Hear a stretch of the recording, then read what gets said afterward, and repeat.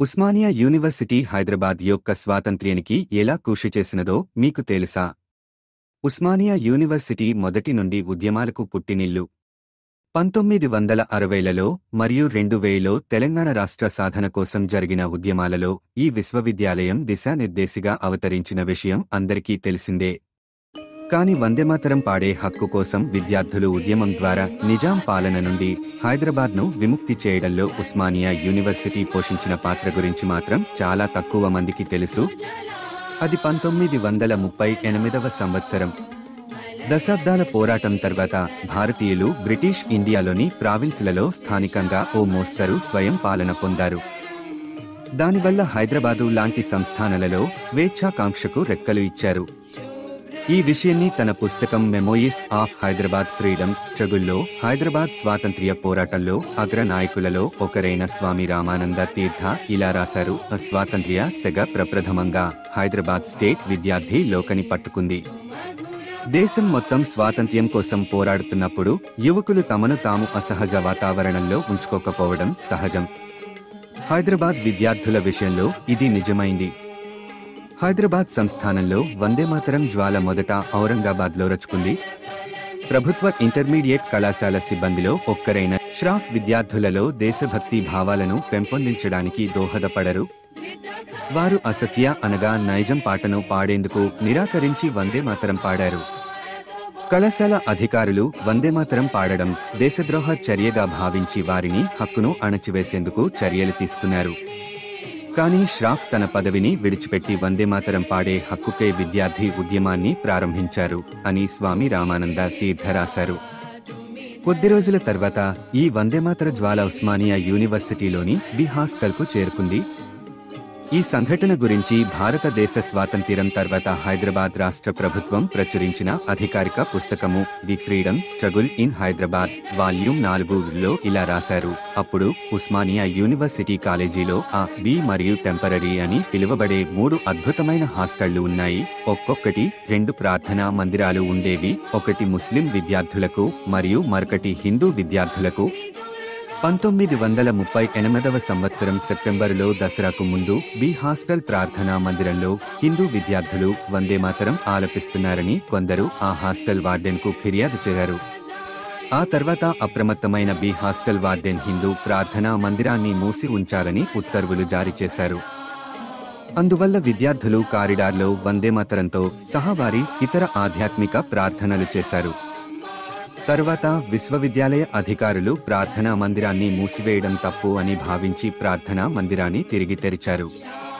తరువాత 1 నెల పాటు రంజాన్ గురించి విశ్వవిద్యాలయానికి సెలవు ప్రకటించడం వలన వందేమాతరంతో సహా ఇతర ప్రార్థనలు ఎటువంటి ఆటంకం లేకుండా పాడబడ్డాయి.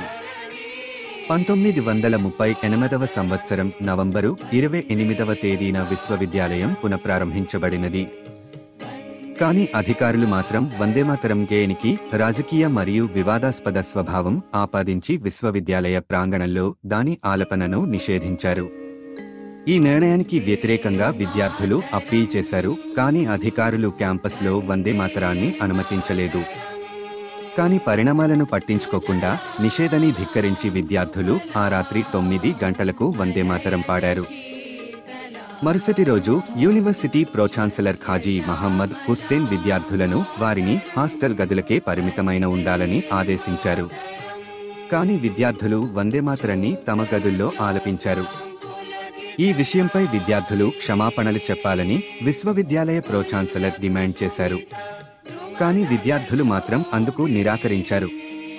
నవంబర్ 28వ తేదీన విశ్వవిద్యాలయ ప్రో-ఛాన్సలర్ వందేమాతరం ఆలపించిన విద్యార్థులను సస్పెండ్ చేసి పోలీసు చేతవారిని హాస్టల్ నుండి అర్ధరాత్రి బయటకు పంపించి సమస్యను మరింత తీవ్రతరం చేశారు.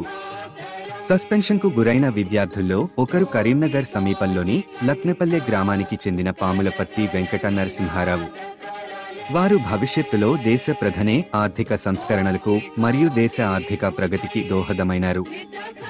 సస్పెండ్ చేయబడిన విద్యార్థుల్లో ఎక్కువ మంది దూర ప్రాంతాలకు చెందిన వారు కావడంతో సుల్తాన్ బజార్లోని జైన మందిర్ మరియు హైదరాబాద్లోని పలువురు ప్రముఖులు వసతి కల్పించారు.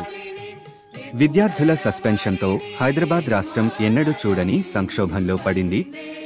హాస్టల్ విద్యార్థులకు మద్దతుగా ఉస్మానియా విశ్వవిద్యాలయంలోని డే స్కాలర్లు తరగతులను బహిష్కరించారు మరియు ఇతర విద్యాసంస్థలకు చెందిన విద్యార్థులు ఆందోళనలో చేరి వారి విద్యాసంస్థలను మూసివేశారు.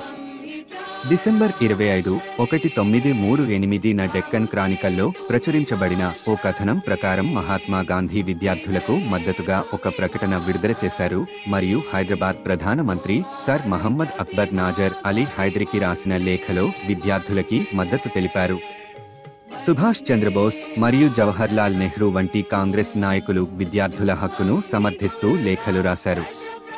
హిందూ మహాసభ నాయకుడు సావర్కర్ కూడా విద్యార్థులకు మద్దతుగా నిలిచారు.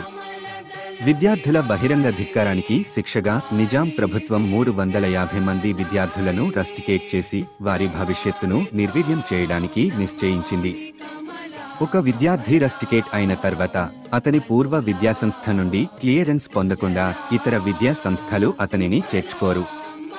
ఈ విధంగా 350 మంది విద్యార్థుల చదువు మధ్యలోనే ఆగిపోయేలా చేసి ప్రతీకారం తీర్చుకునేలా నిజాం ప్రభుత్వం ప్రయత్నించారు. కానీ నాగ్పూర్ విశ్వవిద్యాలయం vice chancellor doctor Tukaram Jayaram Kedar ఈ నియమాన్ని విస్మరించి 350 మంది ఉస్మానియా విశ్వవిద్యాలయ విద్యార్థుల విద్యను పూర్తి చేయడానికి అనుమతించారు. 2 దశాబ్దాల తర్వాత ఉస్మానియా యూనివర్సిటీ విద్యార్థుల వందేమాతరం ఉద్యమంపై స్వామి రామానంద తీర్థ తన పుస్తకములో ఇలా వ్రాశారు: వందేమాతరం ఉద్యమం మొత్తం ఆ తరం యువకుల మనస్సులపై తీవ్ర ప్రభావం చూపింది. అనేక మంది విద్యార్థుల జీవితాల్లో ఈ ఉద్యమం ఊహించని మలుపు తెచ్చి దేశభక్తి మరియు దౌర్జన్యానికి వ్యతిరేకం జ్వాల రగిలించింది. That's all for now. Please like, share and subscribe to Deccan Diaries for regular updates. Have a good day.